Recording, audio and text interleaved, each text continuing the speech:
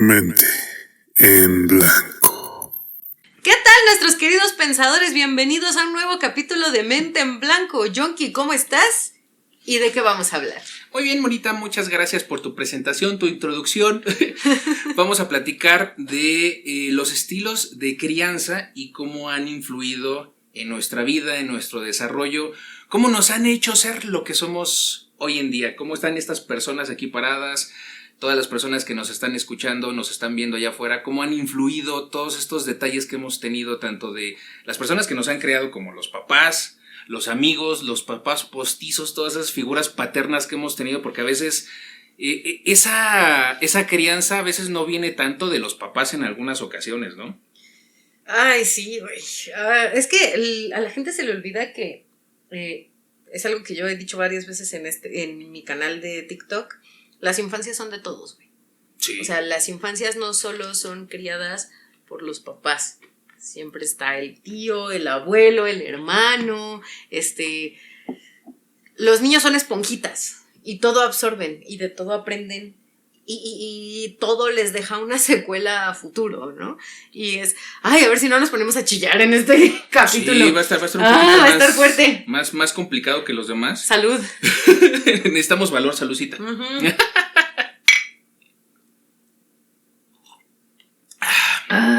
Sí, porque a veces también tenemos esos maestros que van a lo largo de nuestras vidas. Pueden ser maestros de la escuela, pueden ser unos jefes que en algún momento te enseñan ciertas cosas que dices, puta, güey, eso no me lo enseñaron ni en casa, no me lo enseñaron en la escuela, pero a lo mejor un buen líder en el trabajo dices, güey, esta parte que me enseñaron aquí, ¿de dónde la iba a aprender, claro, no? ¿Dónde iba a verlo? Y nunca deja de pasar, ¿no? O sea, aún en nuestra edad, que tú tienes 40 y... ¿Cuántos? ¿O 40? 40 y algo. 40 y algo. Ok, dejémoslo en 40 y algo.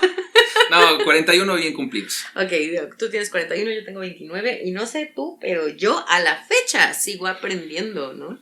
O sea, no hay peor ignorante que aquel que dice que lo sabe todo. O sea, mucha gente me tacha a mí de que, ay, es que esta vieja piensa que tiene la verdad absoluta, piensa que tiene la razón en todo. No, güey, lo que sucede es que en mi canal yo doy opiniones y pendejo estarías tú si das una opinión pensando que está equivocada, güey.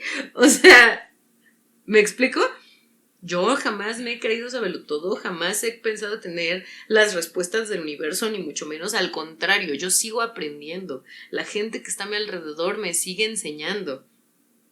Y la gente de mi edad, la gente menor, la gente mayor, cuídense de aquellos que dicen que lo saben todo. Sí, o esas personas que creen, ¿no? O se atreven como a juzgar en verdades absolutas. Sí. O sea, es un punto de vista, ¿no? Y va a haber muchas personas que se identifiquen con lo que estamos platicando, con los temas que abordamos, y pueden estar de acuerdo o no, ¿no? Hay un chingo de contenido allá afuera, y lejos de invitarlos a que se vayan a ver otro contenido, escúchalo, ve si es algo que te hace fit, algo de lo que yo digo, toma lo que te sirva. Exacto. Lo que no, mándame a la verga, güey. O sea, sí, no me importa. A lo mejor como entretenimiento, como hasta se vale que digan, ah, no mames, es que este pendejo, güey, es que esta morra, güey, que la chingada. Pues está bien, güey, ¿no? O sea, sí. O sea, algo de lo que digamos en algún momento te va a sonar para bien o para mal, ¿no? Sí. Entonces, creo que este tema de cómo han influido todas estas figuras a lo largo de nuestra formación es un tema complicado porque directamente ahí cada quien lo ha vivido como le ha ido en la feria, ¿no? Ajá. Y hay ocasiones en las que hemos tenido momentos bien complicados, donde no ves salir el sol y dices, puta madre, la noche, güey, sigue y sigue y sigue, y de repente hay un rayito de luz de alguien, o de algún aprendizaje que tuvimos, o hasta de un error que cometimos, de los cuales sí se tiene que aprender, ¿no? O sea, si estás cagándola una tras otra y dices, puta, es que me está yendo de la chingada, güey, pues algo no estás haciendo o algo estás haciendo mal, ¿no? Ajá, algo estás haciendo mal. Y tienes que... Si el factor común eres tú, güey, el que se tiene que analizar eres tú. El que tiene que hacer un trabajo de introspección eres tú. Y bueno, iniciando con el tema de los estilos de crianza, porque realmente pues, el estilo de crianza viene de cuando eres niño, de lo que viviste en casa, de lo que vives en la escuela, de lo que vives... ¿A ti cómo te criaron, güey? Ok, vamos a empezar conmigo. Oye, antes de que me aventas la bolita a mí, no, güey, tú primero. Que fíjate cómo es así de, no mames, al principio es, no mames, les voy a contar y ahorita, no, a ver, tú cuéntanos. ¿No? Tú primero, güey, o sea. Sí, mira, la verdad es que o sea, sí es un tema un poquito complicado, pero es un tema como muy común allá afuera. Lo hemos comentado, lo he platicado en en algo de mi contenido del otro podcast o de repente por aquí. Y yo soy hijo único y viví con la crianza de una mamá soltera y una abuelita. Okay. Esa era mi familia en ese momento. Entonces yo carecí de un papá y de hermanos. Entonces, y una mamá soltera, o sea, creo que todo eso que engloba el hogar en el que crecí, a los ojos de muchas personas se puede ver como muchas carencias. Incluso yo lo vi en algún momento, ¿no? O sea, yo pregunté muchas veces dentro de la crianza, pues hay momentos de la vida como niño donde preguntas dónde está tu papá. Sí, claro. Donde preguntas por qué no tengo hermanos con quien jugar, por qué no tengo con quien compartir, por qué no me estoy peleando con alguien por los juguetes, por qué a mi hermano sí, por qué a mi hermano no. Entonces, o sea, en algún momento sí tuve estas incógnitas muy marcadas que evidentemente pues mi mamá tuvo que contestar en algún momento, y no siempre fueron como las respuestas acorde a tu edad que tú estabas buscando. En algún momento tú buscas una solución que se acople a las carencias que tienes en ese momento y no siempre son las adecuadas, ¿no? Sí. Entonces, mi mamá siempre fue muy honesta conmigo y nunca me vendió como historias o humo. Entonces, la historia que yo tengo, que al final del día yo no sé si es la real o no, o sea, es la que con la que yo he vivido durante estos 41 años. Mi mamá se enamora de mi papá, tienen un noviazgo, yo surjo de un embarazo en ese momento y mi mamá, por acuerdos con mi papá, pues decide ser madre soltera. Ok.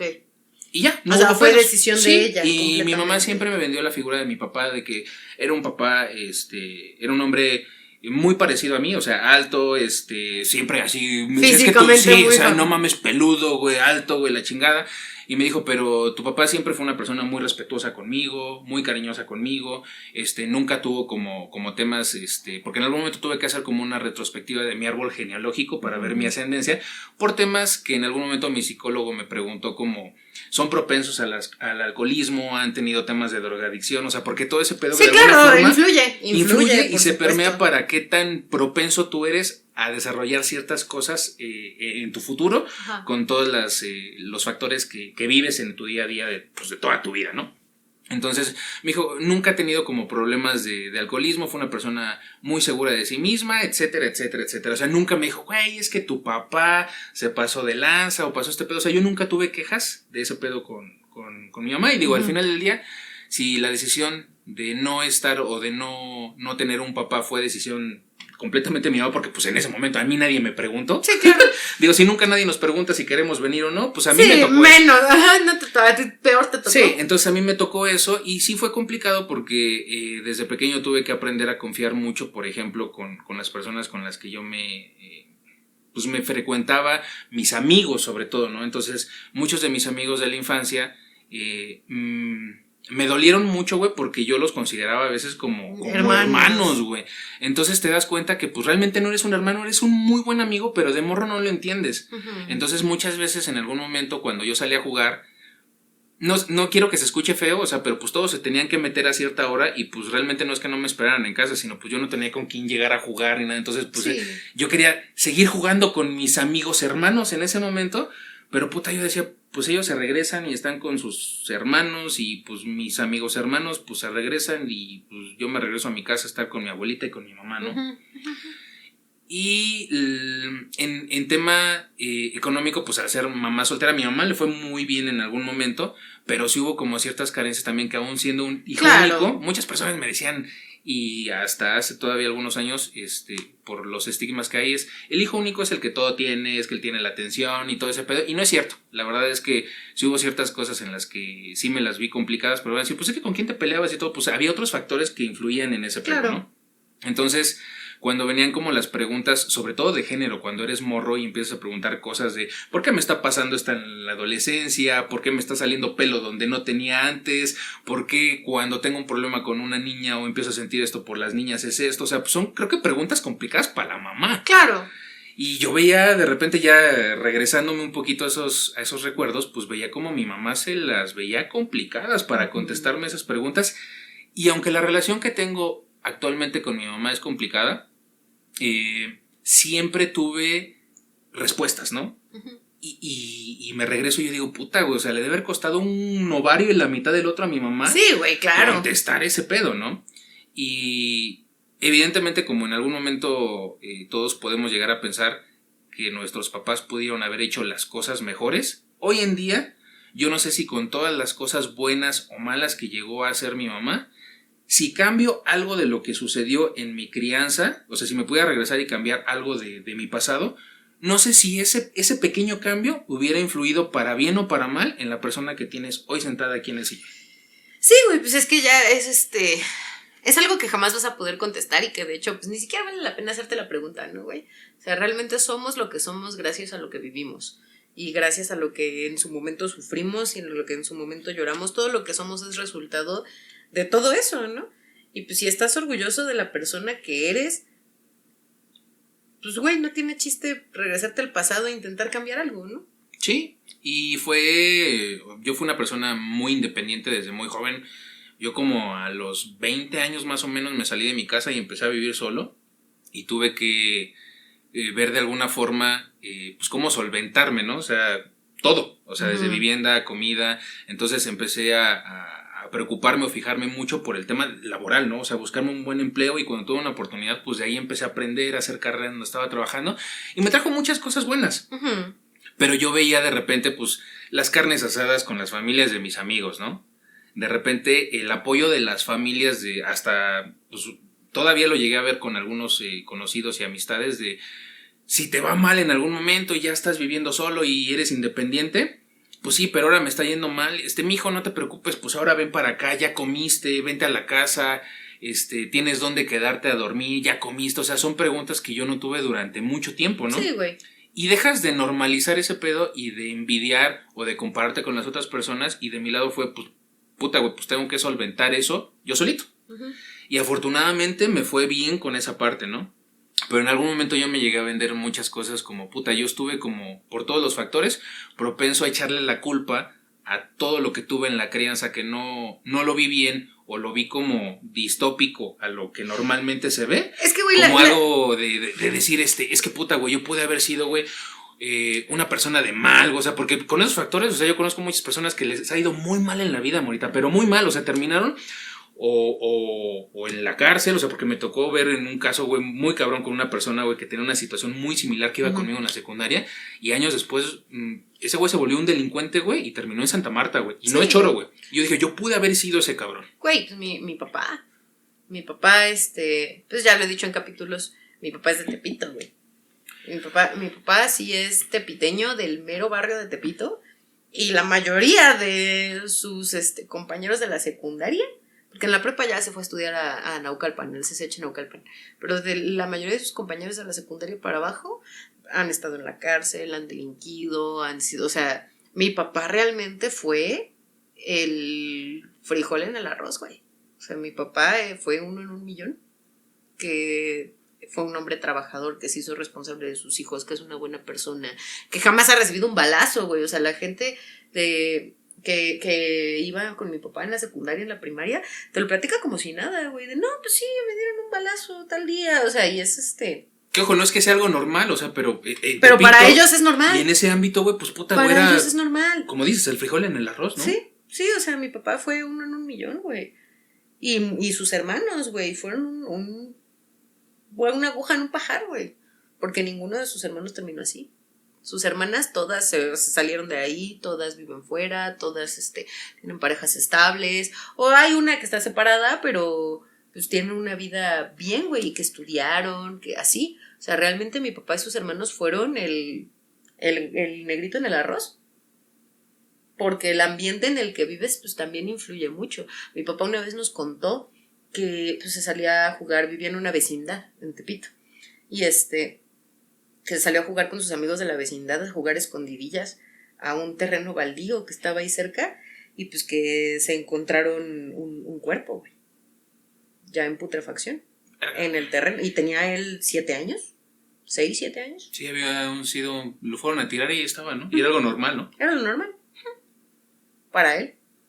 O sea, realmente mi papá fue otro nivel y de verdad, o sea, mi papá, obviamente como todos los padres, tiene sus defectos, como absolutamente todos y cada uno de los padres que existen en este mundo, pero no sabes yo lo agradecida que estoy Con ambos padres, obviamente, pero más con mi papá, porque mi papá pudo haber tenido todos los pretextos del mundo que te puedas imaginar para ser un padre violento, para ser un padre abandonador, y sin embargo, ha sido el mejor padre que me pudo haber tocado. Ya me voy a poner a llorar, me lleva la chingada.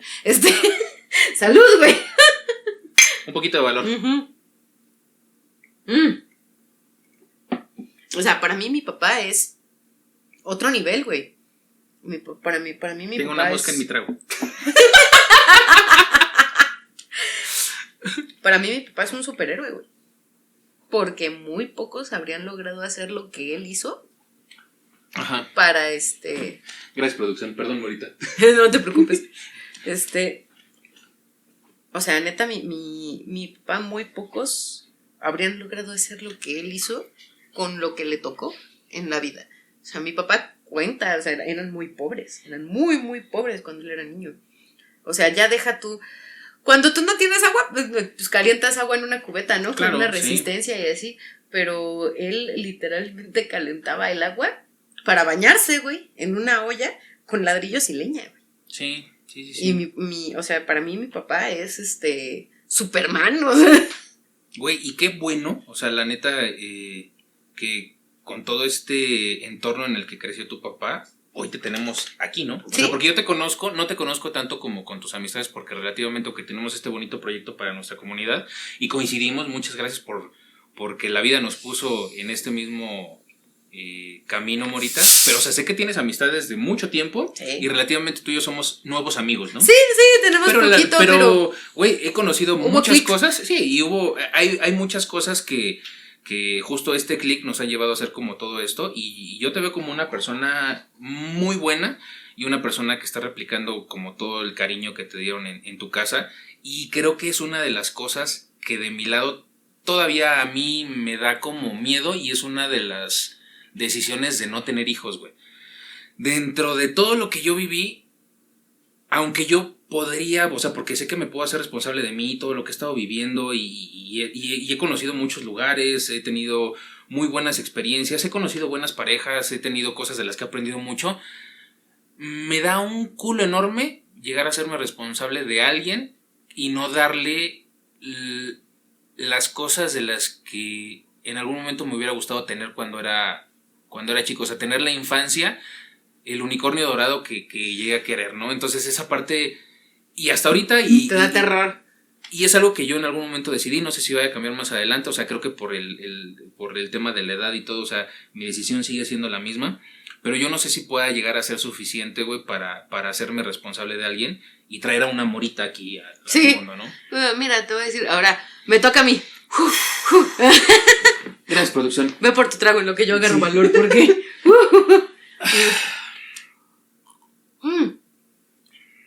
en mi caso, güey, yo te puedo decir que yo fui, mi hermano y yo, los dos, fuimos los bebés más pinches planeados que te puedas imaginar, güey. O sea, lo mío no fue pues metimos las 4, o sea, no. O sea, mis papás deseaban fervientemente tener hijos. Y yo era, la vez que fueron papás jóvenes, mis papás se casan cuando mi mamá tenía 22, mi papá tenía 24, y tenían 2 años de casados cuando me tuvieron a mí. O sea, mi mamá tenía 24, mi papá tenía 26. Que para mí, o sea, eso sigue siendo embarazo adolescente, ¿no? Pero es que para los tiempos que vivimos ya funciona así, ¿no? ¿Sí? O sea, y en ese momento llevan como tarde, ¿no? Sí, o sea. Pero bueno, güey. Te das de cuenta que lo que sucedió ahí, porque mis papás, te digo, son la telenovela. O sea, si algo yo admiro de mis papás es el amor que se tiene. Me cuentan, por ejemplo, que cuando se casaron, pues no tenían mucho, güey. O sea, era un cuartito, así, un departamento chiquito, que no estaba amueblado, que así, ¿no? Mi papá tenía un bocho. Y mi mamá todos los días chillaba porque no tenía sala. O sea, le deprimía ver la casa sin muebles, güey. La ponía mal ver la casa sin muebles. Y decía, es que no tengo sala, es que no tengo comedor, es que no tengo... O sea, mi hogar le falta, tenían, ¿no? unas sillitas de plástico, güey. Sí, y una mesita sí. Y una tele así chiquita. Y un día de la nada mi papá llegó y dijo, gorda, vámonos a comprar tu sala. Y mi mamá así de, pues, ¿con qué ojos, no? Divino tuerto. Y que mi papá le dijo, no, pues es que ya vendí el bocho. No, Ya vendí el bocho, traigo el dinero, vámonos a comprar tu sala. El le amuebló. bocho, güey. No mames. Y le amuebló el departamento de mi mamá con su primer carro, con el bocho. Y ¿cómo esas te puedo platicar un chingo, güey? O sea, mis papás eran, la historia más romántica que se puedan imaginar. Y entonces, pues obviamente se casan y mi mamá empezó a tomar, el plan era tener hijos hasta que mi mamá terminara la carrera. La cosa fue que en aquel entonces, pues los anticonceptivos eran mucho más agresivos de lo que son hoy en día.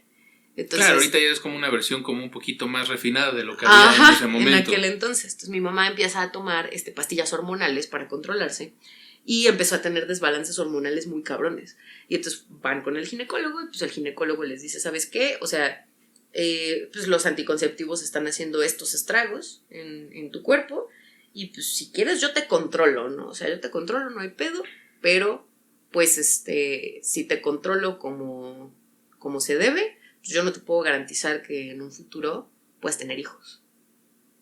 Y entonces mi mamá dijo, no, ni madres, yo no me quiero arriesgar, así que pues nos aventamos. Y pues aquí estoy, ¿no? Y enos aquí. O sea, tuvo que sufrir un periodo de ese desbalance hormonal que tenía para no limitarse de eso que sí querían tener. O sea, quería ser mamá, querían disfrutar ese pedo. Entonces dijeron, güey, ahorita nos aguantamos con este pedo porque la familia sí la queremos. Sí, justo. O sea, dijeron, ahorita ya, chingadas, entonces me tuvieron a mí. Y mi mamá cuando estaban discutiendo ese pedo de si me controlo, pero después ya no podemos, pero es que yo sí quiero, o sea, cuando estaban en esa negociación, mi mamá le dijo a mi papá, órale, va, nos aventamos, pero con una condición. Yo no quiero ser de esas mamás que trabajan. Al menos por un tiempo, yo quiero estar al 100% con mis hijos. Yo quiero ser una mamá 100% presente. Yo no voy a estar dejando a los hijos con una niñera, con una guardería. O sea que si tú te avientas a mantenernos, yo voy a ser la mejor mamá del mundo. Yo voy a ser la mejor mamá y la mejor ama de casa del mundo. Pero tú tienes que cargar con todo. Claro. Sí, cada quien con su parte que corresponde para que el hogar funcione. Y mi papá dijo, jalo. Hagamos equipo. Ajá, mi papá dijo, jalo. Entonces, me tienen a mí y querían tener más, ¿no? Querían tener mínimo 2. Porque uno nunca es suficiente. Ajá, no, porque... Güey, qué terror, cabrón, no mames. Güey, mi mamá, y es una idea que hasta la fecha yo adopto, güey. Yo adopto porque la neta, güey, yo no sé qué sería de mi vida sin mi hermano. O sea, la neta, y no me lo tomes a mal, güey, yo le tengo un chingo de lástima a la gente que no tiene hermanos, güey. Crecer con un hermano es lo mejor que me ha pasado en la vida. Y la cosa es que, pues mi mamá, entre mi hermano y yo nos llevamos 6 años. Entre mi hermano y yo, hubo otros 2. Ok. No llegaron a término. Cuenta mi mamá que, pues yo no me acuerdo, pero cuenta mi mamá que a mí me decían, es que vas a tener un hermanito. Y pues yo me ponía muy feliz. Y que cuando me decían, ya no, que yo sufría muchísimo. ¿Y dónde está mi hermanito? Ajá, o sea, güey, a mí me prometiste un hermano, ¿en dónde está, no? Al grado que cuando estaba yo en el kinder, o sea, no me acuerdo en qué grado, pero estaba en el kinder. La cosa es que de kinder 1 yo me le escapaba a la maestra y me metía al salón de kinder 2, kinder 3 porque yo ya quería aprender otras cosas. O sea, yo era una niña como muy activa, muy viva, muy así. Y entonces, pues, me mandan al psicólogo. En el psicólogo me detectan, creo que actualmente eso ya es un término obsoleto, pero en su momento le dijeron a mi mamá que yo tenía un coeficiente intelectual más alto del promedio. O sea, yo tengo el certificado y todo de que yo tenía, a los 4 años, tenía yo un coeficiente intelectual de un niño de 8, del doble de mi edad. Entonces, y pues el psicólogo le dijo a mi mamá, es una niña complicada, es una niña que así como puede ser el siguiente presidente de la república, como puede ser un delincuente en potencia, güey. Esta niña ve la vida, ve el mundo y la vida de una manera diferente, de una manera que la persona promedio jamás vamos a alcanzar a entender. Y entonces a mi mamá le dio terror, güey. Le dio terror porque lamentablemente, y esto es algo que creo que nunca he dicho a nivel público, es exclusiva para Mente en Blanco, mi mamá tuvo un primo que pues, se salió del chat, güey. Que decidió cancelar su suscripción a La Vida por su cuenta. Mi mamá estaba en la prepa y era prácticamente su hermano, crecieron juntos, güey. Entonces a mi mamá, imagínate, cuando le dicen eso de es que tiene un coeficiente, es que es una niña diferente, es que es propensa a la depresión, tiene baja tolerancia a la frustración porque ella ve el mundo y la vida de una forma diferente. ¡Puta madre, güey! O sea, mi mamá sentía que se le venía el mundo encima, ¿no? Muy orgullosa y a la vez. Por la experiencia que había sucedido, dijo, puta, ¿y ahora? Uh-huh. O sea, si sigue los mismos pasos de esto que yo ya viví, que no quiero evidentemente volver a vivir y ahora con un hijo, güey. Ajá. O sea, cabrón, güey. Y eso súmale que mi mamá empezó a entrar en depresión por los 2 abortos espontáneos que tuvo. O sea, fíjate, cuenta mi mamá que el segundo desembarazo que tuvo espontáneo, que fue con su hermano porque mi papá estaba trabajando, entonces fue con mi tío Hugo, y pues que ya pues estando ahí le dijeron, no, pues ya no hay producto, y que cuando llegó mi papá en la camioneta, mi papá trabajaba en el INE en ese entonces. Llegó mi papá en la camioneta del INE, el IFE en aquel entonces, que mi mamá le dijo a mi tío, a su hermano, dile tú porque yo no puedo. Y que mi mamá espejeó, que estaba viendo a mi papá por el espejo retrovisor de la camioneta. Y que vio a mi papá como mi tío se le acercó. No, obviamente no alcanzó a escuchar qué le dijo, pero que vio a mi papá en su dolor y en su desesperación azotarse contra la camioneta. O sea, azotar su cuerpo, su cara, o sea, lastimarse, golpear la camioneta a puño cerrado y aventarse contra la camioneta, y que después respiró y caminó hacia mi mamá y le dijo, ¿qué pasó, gorda? Y que mi mamá nada más le dijo, pues otra vez. Y ya mi papá la abrazó completamente calmado, ¿no? O sea, primero hizo su berrinche, mi mamá lo vio en el retrovisor, cómo hizo su berrinche, se azotó, se autolesionó, gritó, hizo berrinche, él se tiró al piso y después caminó con mi mamá. ¿Y qué pasó, gorda? Ya, aquí estoy, soy el fuerte, no hay pedo, yo te sostengo. Y, ¡ay! ¡Ah! ¿Por qué nos piden estos temas, chingada madre? Entonces, mi mamá ya no quería, güey. Mi mamá ya no quería volverlo a intentar, porque pues los dos desembarazos espontáneos que tuvo, pues fueron horribles para ella. Y de hecho, a mi mamá hasta la fecha le hablas del tema y se pone a llorar. Pues mi mamá ya no quería. Y mi papá sí. Mi papá fue el que íbamos a intentarlo. Y mi mamá así de, no, güey, o sea, ya nos quedamos con Katy y ya, a la chingada, ¿no? Y entonces, mi mamá tiene 2 hermanos. Mi mamá es la del medio. Mi tío Chavo, en paz descanse, era el más grande. Y mi tío Hugo es el más chico. Y entonces, mi papá un día le dijo, ¿qué sería de tu vida sin tus hermanos? Y entonces mi mamá se quedó así de puta madre. Y que mi papá le dijo, o sea, eso que tú imaginas que sería tu vida sin tus hermanos, es a lo que estás condenando a tu hija. Sí, tiene sentido. ¿Por qué? Porque, o sea, pensamiento de familia, y es algo que yo adopto hasta la fecha. Tu pareja en cualquier momento se puede ir. Y tú lo sabes de primera mano, güey. O sea... no, o sea, no es plan. No es pero es real, güey. Pero es real. Tu pareja en cualquier momento se puede ir. Tus papás, por naturaleza, por el ciclo natural de la vida, tus papás van a morir antes que tú. Sí, tus abuelos también. Los primos se alejan, güey. El único que va a estar contigo toda la vida porque es más o menos de tu edad y que no te puedes deshacer de él, es un hermano, güey. O sea, para mí, desde mi familia, y de verdad, en mi familia no existen hijos únicos. No hay hijos únicos en esta familia. Porque el único compañero de vida que vas a tener toda tu vida por obligación, por sangre y por generación, es un hermano. Tener un hijo y no darle un hermano es condenar a tu hijo a vivir solo. Ese es pensamiento que hasta la fecha yo adopto, que yo le digo a Fede, si en algún momento, porque pues yo también tomé la decisión de no tener hijos, pero yo le he dicho a Fede, si en algún momento la cagamos y ni pedo lo vamos a tener, mínimo 2. Mínimo 2.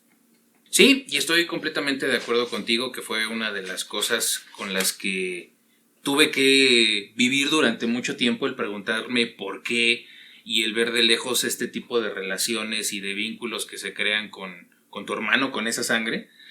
Y sí obtuve algo a cambio de eso de este lado, ¿no? Es algo que de alguna forma todavía me sigue funcionando y lo agradezco mucho, que es el tema de la autonomía y de disfrutar la soledad. O sea, para mí fue algo muy difícil de aceptar, pero yo puedo pasar días, semanas, meses disfrutando estar solo, sin añorar o sin sufrir ahorita como la falta de compañía de alguien o de algo. Que muchas personas en algún momento lo ven y lo juzgan y dicen, es que pobrecito, es que está solo, es que vive solo, es que tiene pocos amigos, es que todo lo que hace lo hace solo, ¿con quién lo disfruta? De hecho, en algún momento me llegaron a decir, oye, güey, qué bien le va a ese cabrón, pero ¿con quién lo va a disfrutar? Ese güey si por decisión se va a quedar solo, porque en algún momento llegué hasta a pensar en que yo no iba a encontrar como mi media naranja por este trauma que te decía de que yo había decidido, güey, que en algún momento, güey, pues no iba a tener hijos. En algún momento se permeó tanto hasta el pedo de yo estuve solo y voy a morir solo, güey, ¿no? Y mucha gente en algún momento, amistades que consideraba en algún momento, me llegaron a decir, es que no mames, ese güey se va a morir solo, güey. Y yo dije, sí. Y no fue algo que me pegó realmente, o sea, es algo que a mi manera, no sé si está bien o mal, güey, por todo este tipo de comentarios que comentas, que realmente no, o sea, como tú dijiste, no, güey, no se va por ese lado para que no lo interpretes de esa forma. Yo sé esos vínculos porque yo los he vivido de forma cercana y es muy bonito, es muy padre verlo, pero no es algo, güey, que envidio, cuestiono o de alguna forma me castigo diciendo por qué no lo tuve, más bien trato como de ver lo que sí tuve en algún momento, ¿no? Y toda la independencia que llegué a tener desde ese momento hasta ahorita es algo que te repito, o sea, si en algún momento algo hubiera cambiado, o sea, vivimos dos vertientes completamente diferentes, fueron dos vidas completamente muy diferentes a las que estamos viendo, pero qué padre que podemos ahorita platicar de este pedo y tener estos contrastes, ¿no? Y de hecho, o sea, ahora sí que yo soy el lado opuesto, porque también yo he recibido muchos comentarios de gente con hermanos que me han dicho como de, güey, es que yo quisiera tener la relación con mi hermano que tú tienes con el tuyo. Claro, o sea, sí, está la contraparte. Sí. Yo quisiera tener ese tipo, y de verdad, no hay una sola persona que yo conozca que me diga lo contrario. O sea, yo desearía tener la relación que tú tienes con tu carnal. O sea, esa conexión, esa complicidad. Somos tlacuaycuache, güey. De los huevo cartoon. Todo el mundo me dice, yo quisiera tener la relación que tú tienes con tu hermano. Y no me malentiendas, es muy chido y de verdad lo más sagrado que tengo yo en el mundo es mi carnal. O sea, lo que más amo yo en el mundo, sin temor a equivocarme, es mi hermano. Pero también eso trae otras cargas, ¿no? Claro. En otra parte. O sea, por ejemplo, ahorita que me voy a casar, ¿no? Te lo juro que el único miedo que tengo yo de casarme es cómo le va a pegar a mi hermano. Y afortunadamente tengo una pareja maravillosa que se da cuenta de eso, que Fede sabe la conexión que tengo con Alexis, Fede sabe, y de hecho Fede me lo ha dicho, o sea, para mí Alexis ya es un hermano para mí, o sea, Fede al ver la conexión tan fuerte que tengo yo con mi hermano, él mismo dice, güey, pues es que si yo quiero formar parte de tu vida, yo tengo que formar parte de esa conexión. Claro. Y lo primero que hizo cuando me propuso matrimonio, cuando empezábamos a platicar así como de, ay, ¿y si nos casamos? ¿Y si vivimos juntos? Y de las primeras cosas que me dijo fue, güey, necesitamos un departamento con 3 cuartos. Departamento o casa con 3 cuartos. A huevo necesitamos 3 cuartos. Uno para nosotros, nuestro estudio de trabajo y el cuarto de tu hermano. Porque tu hermano no va a soportar estar mucho tiempo sin ti. O sea, tu hermano de vez en cuando se va a querer venir a vivir con nosotros por temporadas. Va a querer venir a quedarse a dormir los fines de semana. Porque tu hermano no sabe vivir sin ti. Y tú no sabes vivir sin él. Y es una realidad, güey. O sea, yo podría sacrificar el mundo entero por mi hermano. Y creo que esa conexión se hizo más fuerte cuando, ahí viene la parte fuerte de mi historia, güey, de mi historia de crianza, porque la crianza, banda, no es algo que se lleve de manera lineal. La crianza se va adaptando acorde a las situaciones de vida que tienes. Cuando mis papás tuvieron a mi hermano, que ya era el último intento, güey, que ya habían dicho, pues, si sale y si no, pues ya ni pedo, güey. Porque de verdad sufrían mucho cuando perdieron a mis No, y dos aparte hermanos. tenían una promesa contigo, ¿no? Sí. O sea, entonces dijeron, también es ¿dónde está mi hermano? ¿Dónde está mi hermano? Y el hermano no llegaba. dijeron la última y nos vamos, güey. Y tuvieron a mi hermano, fue un embarazo complicado, de hecho. Por ahí en mi TikTok está la historia del parto de mi hermano, que fue una telenovela. Tuvieron a mi hermano y cuando mi hermano tenía un año y cacho, mi abuelo empezó a tener problemas, le hacen estudios y le detectan un tumor cerebral. Tumor cerebral maligno. Lo operaron y los doctores decían que mi abuelo, de hecho mi abuelo llegó a ser considerado milagro médico. Porque a mi abuelo cuando lo operan la primera vez, dijeron, pues al señor le quedan 2 meses de vida, güey. Y hasta ahí, máximo. ¿Sabes cuánto nos duró el señor? ¿Cuánto? 8 años. Madre santa del Señor Jesucristo, güey. 8 años. Y bien, fueron 8 años bien. No, güey. Ok. Eso es lo malo, güey. O sea, de hecho, yo creo que es una de las razones por las cuales yo estoy súper a favor de la eutanasia. Creo que ese tema sería bueno platicarlo en algún otro episodio. Porque creo que coincidimos con esa parte. Porque, güey, yo sé Sí, de primera claro. mano lo que es vivir con un familiar enfermo. Y les juro por lo que más quieren en la vida, que no se enferma la persona, se enferma toda la familia. Claro, güey, sí, Se enferma definitivamente. todo el entorno. Y pues haz de cuenta que como en un principio nos habían dicho, pues el señor va a vivir 2 meses y ya, pues mi mamá dijo, güey, pues esos 2 meses voy a estar al 100% con mi papá.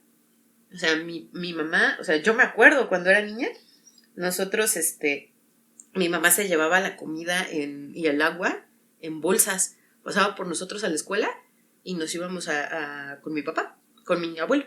Nos íbamos a casa de mi abuelo, ayudarle a mi abuela a cuidarlo, porque aparte obviamente quedó mal, no podía hablar bien, no podía caminar bien, no podía comer bien, no tenía sentido del equilibrio, afectaciones muy gachas, güey. Y mi mamá, esos 2 meses que dijo, mi vida va a girar en torno a mi papá, estos 2 meses que duré, pues se convirtieron en 8 años, güey. Y entonces a partir de los 6, 7 años que tenía yo cuando mi abuelo se enfermó, pues yo ya no tuve una infancia normal. Y mi hermano menos, ¿no, güey? O sea... Claro, o sea, tú de alguna forma, esos 7 años que viviste de tu infancia, o sea, pues fueron muy buenos, pero esos que le correspondían de la infancia a tu hermano, pues le tocaron sin eso que tú viviste, ¿no? Uh-huh. O sea, te tocaron una parte, pues, bonita de tu infancia antes de tener este proceso complicado que tuviste, ¿no? Sí, güey. Que te diré que es ¿cómo decirlo? Es complejo, güey. Porque sí, o sea, a mí me pegó muchísimo que en un mismo año cambié de escuela porque pasé de kinder a la primaria y cambié de escuela. Viene mi hermano después de que yo era sobrina, hija y nieta única. Llega mi hermano y llega mi prima el mismo año, porque son de la edad. Lo de la enfermedad de mi abuelo, o sea, tantos cambios me pegaron tanto y eso es algo con lo que cargo hasta la fecha, digámoslo así. Ya tiene mucho tiempo que no me da una crisis, pero yo desde los 7 años sufro alopecia, que es que pierdes cabello cuando te estresas demasiado. La melenota que tienes, no mames. Te lo juro que a mí, cuando me estreso demasiado, me haces así en el cabello y me salen así como huecos, así de que pierdo. Ajá. Pues, bueno, la alopecia a mí se me desarrolló por estrés desde los 7 años, güey. O sea, 6, 7 años yo ya perdía el cabello por estrés, güey. ¿Y por qué? Porque yo sí supe lo que era una vida así, una vida siendo un bebé planeado, siendo una niña consentida, siendo que yo antes de que tronara los dedos ya tenía 10, ¿no? Uh-huh. A ser una niña que vivía por y para su abuelo, güey. O sea, es complicado. Alexis, sí, no le tocó esa infancia y así, pero tampoco lo extrañó. Claro. Porque él no supo vivir con eso. Yo sí sufrí ese cambio. Alexis no. Alexis desde que nació, desde el año, pues la vida era así, güey. Sí, digamos, analógicamente hablando, tú perdiste la vida, perdiste la visión en algún momento y él nació ciego, ¿no? Uh-huh. Entonces no le pegó como tanto porque él nació viendo ese proceso desde que llegó, ¿no? Sí. Y tú en algún momento te cortaron eso y dijiste... Que es lo mismo, o sea, por ejemplo, con mi hermano yo veo mucho, no sé si has visto la caricatura de Bluey, la de los perritos. Ok, ¿Bluey? Uh-huh. No. Los que la han visto me van a entender. Es una caricatura básicamente de perritos. Y Bluey es la hija mayor y Bingo es la hija menor, ¿no? Y cuentan historias de cómo juegan y cómo se desarrollan, ¿no? En un mundo de adultos, dos niñas chiquitas. Okay. Y mi hermano siempre ha sido como más afín a Bingo. Y yo soy más afín a Bluey. Que Bluey es la mayor, Bingo es la menor. Y es algo que yo he hablado con él. Porque luego dice, es que pinche Bluey, y luego trata bien culero a Bingo, y luego la quiere excluir de sus juegos, y bla, bla, bla, bla. Uh-huh. Y yo siempre le digo, güey, es que tú no entiendes lo que es aprender a ser hermano. Los hermanos menores no tienen que aprender a ser hermanos. Porque cuando nacen Claro, ya está el hermano ahí. Sí. El hermano mayor sí tiene que aprender a ser hermano, güey. Para que él hubiera sabido o aprender a ser hermano, tuvo que haber sido hermano mayor de otro hermano. Efectivamente. Tuvo que haber experimentado lo que es tener una vida sin hermanos para poder aprender a ser hermano. Cuando eres el menor no aprendes a ser hermano, porque cuando naces ya está el hermano ahí, güey. Un hermano mayor, pues sí tiene que aprender a ser hermano menor. Sí tiene que aprender a ser hermano. Sí, tiene sentido. O sea, es diferente y es un proceso complicado, güey. Y bueno, pues a mí no solamente me tocó, o sea, lamentablemente, a mí no solamente me tocó el proceso de aprender a ser hermana. Me tocó el proceso de aprender a ser niña grande, digámoslo así, porque cambié de primaria. Me tocó el proceso de aprender a no ser el centro del universo, porque se enfermó mi abuelo. Me tocó el proceso de aprender a ser hermana mayor. Y me tocó el proceso de aprender a ser prima mayor, porque mi prima nació ese mismo año. Ceder, priorizar y madurar. Sí, güey. O sea, a mí me maduraron a putazos a los 7 años. O sea, la vida me dio una revolcada que no tienes una idea. Sí. Y mi mamá, o sea, no se lo reclamo en lo más mínimo. Y de hecho yo creo que estando en sus zapatos probablemente yo habría hecho lo mismo. Mi abuelo era la persona más cariñosa y más sabia que te puedas imaginar. O sea... Pero mi mamá, cuando él se enfermó, pues obviamente se estaba muriendo su papá, güey. O sea, yo perdí a mi abuelo, pero mi mamá perdió a su papá. Y mi mamá hizo que nuestra vida, toda nuestra vida, la de su marido, la de sus hijos, la suya propia, que todo, absolutamente todo, girara en torno a mi abuelo. Todo. Entonces, y esto es algo que me dijo la psicóloga, güey. Esto es algo que me dijo la psicóloga. Cuando fallece mi abuelo, yo estaba en la secundaria, segundo de secundaria, cuando falleció mi abuelo. Antes de eso, pues ya sabes, empiezan las preguntas de ¿y qué quieres ser de grande? ¿Y a qué te quieres dedicar? Claro, ¿no? Sí. Y yo siempre dije, es que yo quiero ser doctora. Yo quiero ser doctora, pero fíjate, yo decía, yo quiero ser doctora y quiero especializarme en neurocirugía, porque así puedo ayudar a mi abuelo. Tú querías arreglar al abuelo. Ajá, esa era mi perspectiva de la vida. Yo quiero estudiar esto porque quiero ayudar a mi abuelo. ¿Y qué pasó? Pues que a los 14 años, pues el abuelo, pues ya no hay abuelo, ¿no? Mi abuelo se muere. Irónicamente no se murió del problema cerebral, se murió de un cáncer de riñón. Ok. Y fue bien rápido, güey. Fue de que le detectaron el cáncer de riñón un día y a la segunda quimioterapia, adiós. Y falleció cuando yo tenía 14 recién cumplidos. Yo cumplí 14 el 10 de mayo, él fallece el 3 o el 4 de junio, no me acuerdo. Pero, fíjate, o sea, es algo que tengo yo aquí bien marcado, Yonki. Yo tenía como mucho mi ilusión, ya sabes, de la fiesta de 15, ¿no? Y mi deseo de ese año, de cumpleaños, de mis 14 años, fue que mi abuelo alcanzara a bailar el vals de la quinceañera conmigo. Soplé las velitas, en ese punto mi abuelo ya estaba muy, muy mal. Ya comer lo cansaba muchísimo. Ese fue el último día que yo vi a mi abuelo pararse solo. O sea, mi abuelo, yo soplé las velitas, de repente mi abuelo dijo, ya estoy cansado, se paró, se recargó en la mesa, se me quedó viendo y me dijo, perdóname, Katy, y le ganó. Se fue de espaldas, se iba a caer y mi mamá lo alcanzó a atrapar. Lo bajaron a su cuarto, se fue a dormir. Fue el 10 de mayo y el 4 de junio se me muere. Y en ese momento yo ya no supe qué hacer, güey. No sabía cuál era mi misión en la vida, no sabía qué me gustaba, yo no tenía una personalidad. Sigue, ¿no? Que sigue, güey, o sea, porque toda mi vida giraba en torno a mi abuelo, güey. O sea, yo quería estudiar lo que quería estudiar por mi abuelo. Yo estudiaba, mi materia favorita era biología, güey, porque yo quería entender el cuerpo humano para ayudar a mi abuelo. Yo no sabía qué música me gustaba porque la música que yo escuchaba era para compartir con mi abuelo. Yo no sabía, o sea, güey, mi identidad completa chingó a su madre. Yo no sabía qué hacer con mi vida después de que mi abuelo se murió, porque toda mi vida giraba en torno a mi abuelo, y eso es algo que mi mamá hizo, que mi mamá obligó de alguna manera a que mi vida entera girara en torno a mi abuelo. Mi abuelo era mi sol, güey, o sea, si tú le quitas el sol al sistema solar, o sea, puta, güey, valemos verga en 3 minutos. Mi abuelo era mi sol.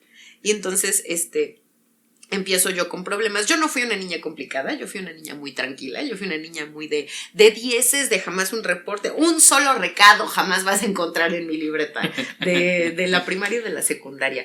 Pero fui una adolescente, güey. Pero de no mames, o sea, yo creo que hay cosas que hasta la fecha mi mamá no me perdona, güey. O sea, ay, güey. Fui una adolescente conflictiva, noviera, rebelde, vaga, metalera, ahí empecé a tomar, empecé a fumar, o sea, fui una adolescente, pero mal, güey, mal. Fuimos, güey, porque también, igual lo que acabas de decir ahorita, me tocó algo similar, nada más que sí lo viví diferente. Pues mi adolescencia fue justo con estas amistades que yo buscaba, pues yo ya estaba empezando como a trabajar, empecé a trabajar muy joven y era los fines de semana llegar, teníamos un tronquito en una de las avenidas de la unidad habitacional donde vivíamos y pues todos los fines de semana era llegar a tragar mierda, güey. A tragar alcohol, güey, con los amiguitos, y era todos los fines de semana, viernes o sábado, amanecernos en ese tronquito, los vecinos ya no tenían súper ubicados, y era llegar a tragar alcohol hasta el amanecer. En ese momento para mí estaba bien porque yo convivía con mis amigos hermanos en ese momento, güey, pero era para mí lo que me funcionaba, me desconectaba un rato, güey, de la realidad, güey, de todo ese pedo. Y para mí mi abuelita fue más mi mamá que mi abuelita, güey, por los cuidados, güey, que tuvo, porque al ser mamá soltera, pues ella se tenía que ir a trabajar. O sea, hubo un momento en el que mi mamá estuvo en un periodo de depresión que yo ubiqué ya hasta después.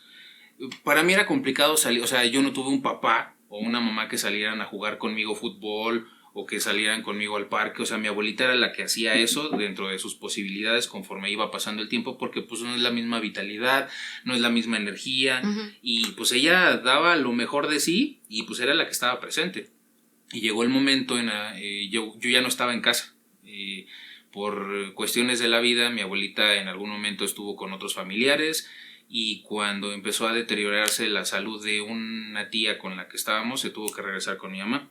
Y le tocó a mi mamá vivir el proceso donde justo se va a ir tu mamá, entonces pues en ese momento te toca vivir ese periodo en el que se va a ir tu mamá y pues tienes que disfrutarla, ¿no? Entonces en ese momento pues estuvieron viviendo ellas solas, yo estuve muy apartado por muchas cosas, y la última vez que yo vi a mi abuelita fue bien duro, güey, para mí fue bien difícil, porque la última vez que yo vi a mi abuelita viva, yo llegué a la casa, llegué al departamento y mi abuelita ya estaba en andadera, ya no podía valerse por sí misma. Y lo que yo llegué a ver, güey, es una abuelita que no me reconocía, güey. Le decía a mi mamá, ¿y quién es ese joven, no? Puta, güey, no mames. ¿Quién es ese pinche vago? Decía mi abuelita, ¿quién es ese barbón? Sí. Porque no me reconoció, o sea, yo tengo barba desde hace un chingo de tiempo y no me la he quitado, entonces pues ella no me recordaba así, güey. Y me partió muchísimo que no me reconociera, y mi mamá le dijo, ¿es tu nieto, es Luis?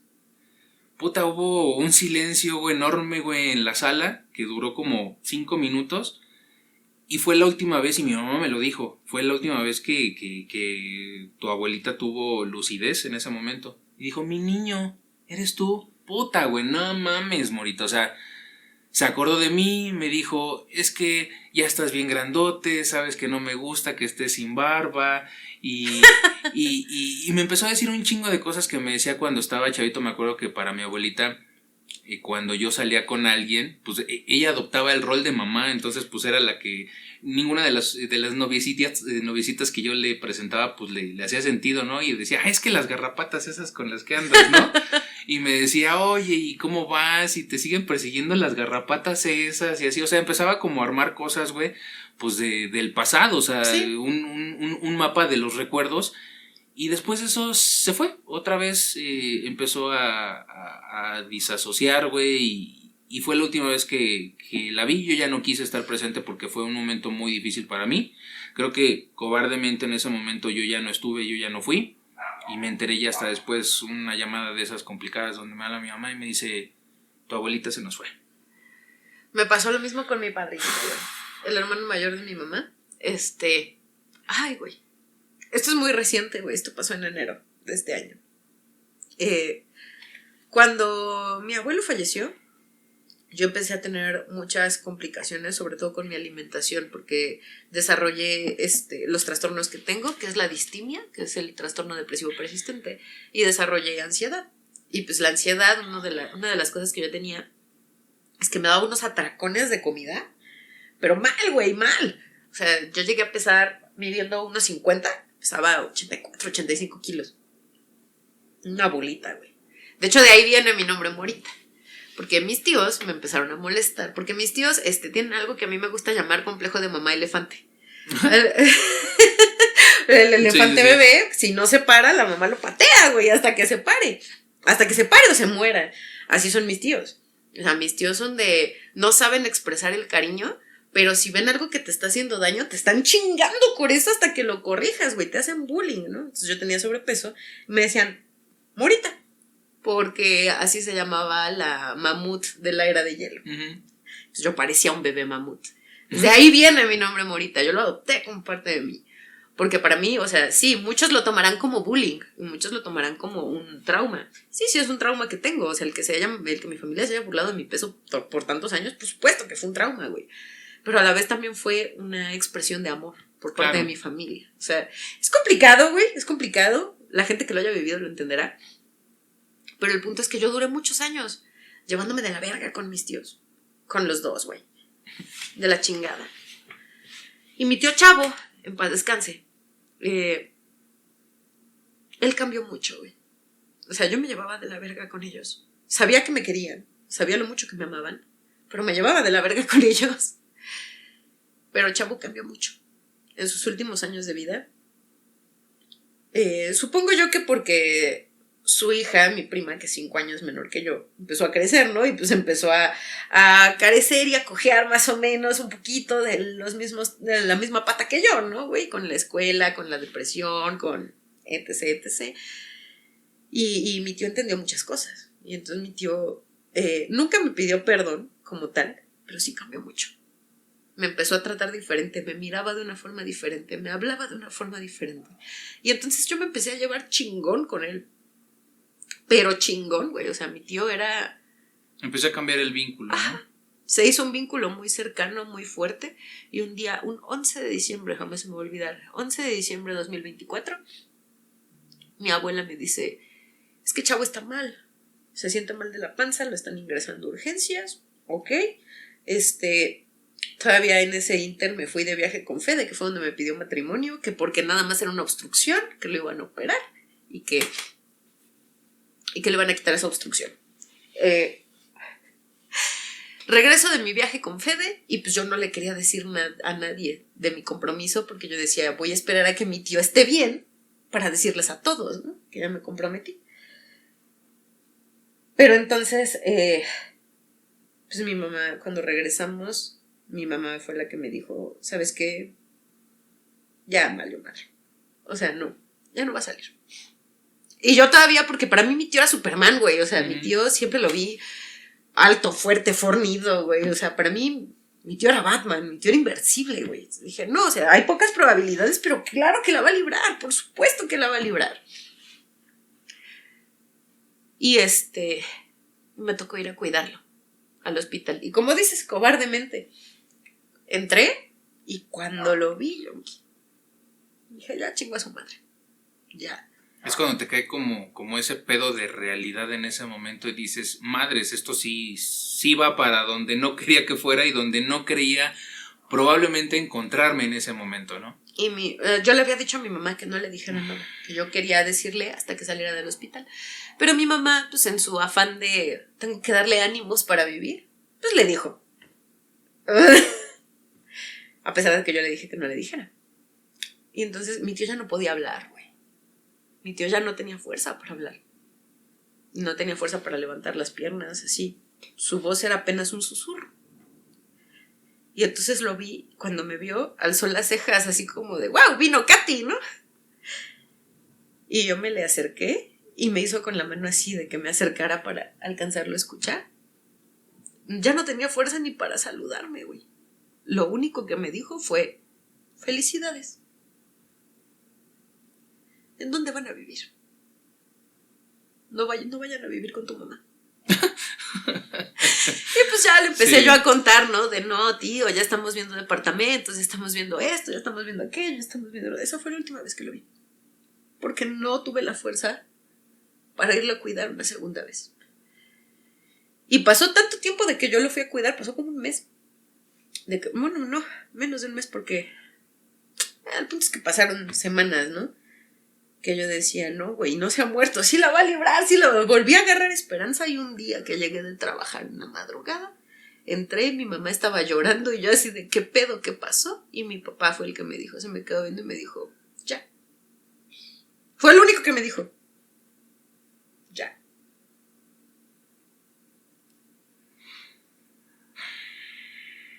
Y pues bueno, en conclusión, porque creo que ha sido el primer capítulo que hemos hecho sin risas, güey, sin estarnos cagando de la risa. Sí.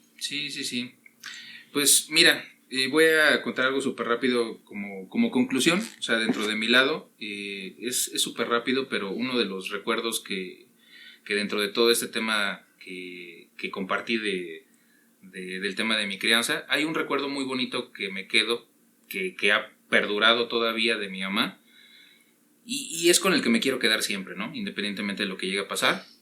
En algún momento fui con mi mamá a una fiesta infantil, de esas donde te hacen como concursos con el payaso y todo ese pedo, ¿no? Y había un concurso donde de esos que te cuelgan la donita con un hilito y que tienen que pasar los papás a comerse el mayor número de donas posibles y pues el papá ganador con el niño, güey, pues le dan el premio. Y pues me seleccionan, güey, junto con otros niños. Y dicen que pasen los papás, güey. Y empiezan a pasar todos los papás, güey, pues evidentemente yo me quedé en la silla y me dijeron, llega el payasito y dice, ¿y dónde está tu papá? Y pues enfrente de una audiencia que ya después yo supe que era la familia en la que estábamos era una familia judía. Ajá.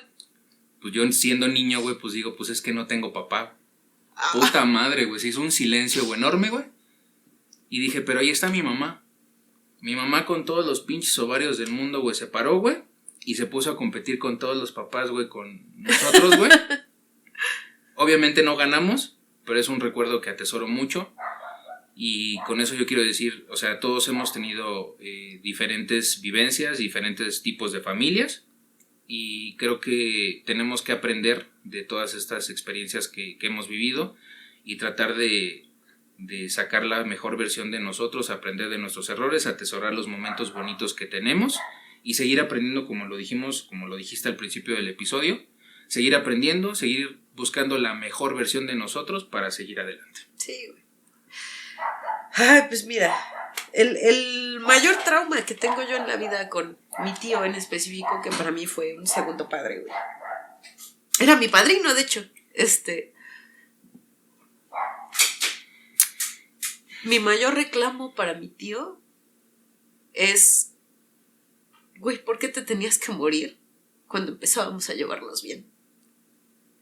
¿Por qué cuando creé por fin esa conexión de padrino, ahijada? ¿Por qué cuando por fin nos estábamos llevando chingón, te moriste, güey? ¿Por qué, güey? O sea, ese es mi mayor reclamo, güey. En la mente es algo que con lo que sigo llorando hasta la fecha. Es lo que no me deja resignarme a su muerte. ¿Por qué te tenías que esperar a llevarnos bien para morirte? Y yo creo que ese es el mayor consejo que le puedo dejar a la audiencia con este capítulo tan fuerte, güey. No se esperen a llevarse bien con sus hijos, güey.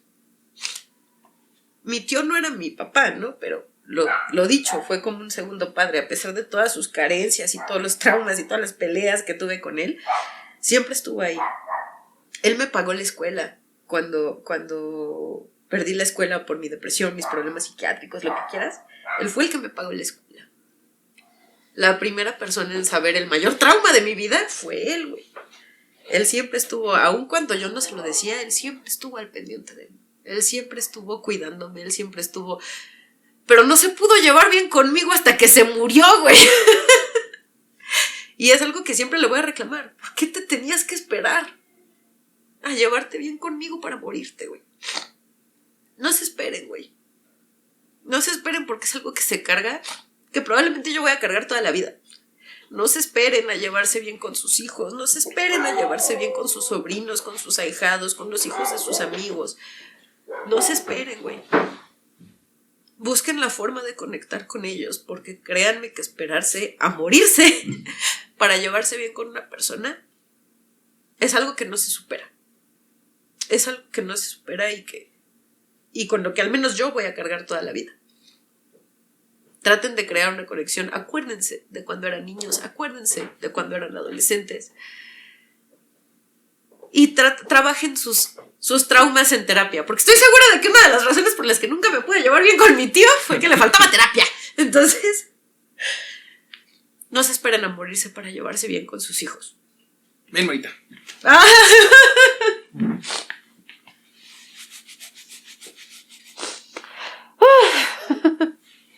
Nos vemos, bandita. Nos vemos la semana que entra, güey. Ay, salud.